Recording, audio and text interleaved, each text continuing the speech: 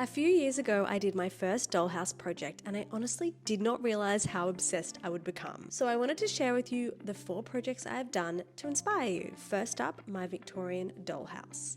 This one started it all. It was a family heirloom that I completely overhauled.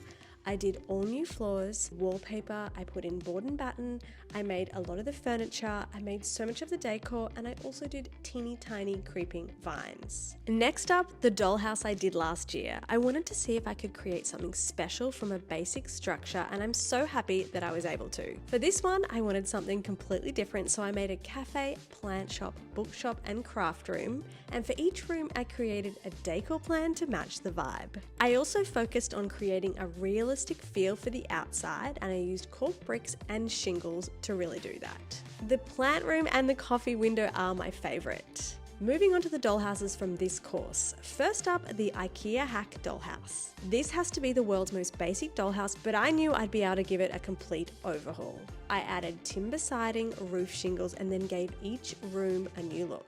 I wallpapered all the walls, did new floors, and then created pretty much all the furniture from scratch, including the kitchen, the workbench, and that seriously cute sofa. And finally, the boys' clubhouse.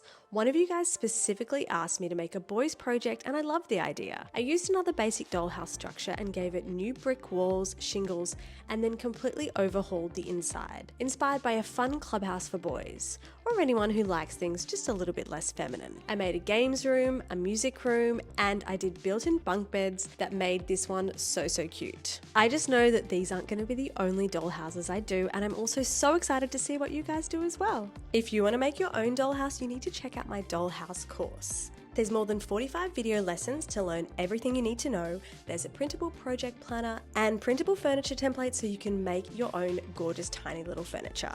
Just think, if you sign up this weekend, you can have had 2 breakdowns by Monday.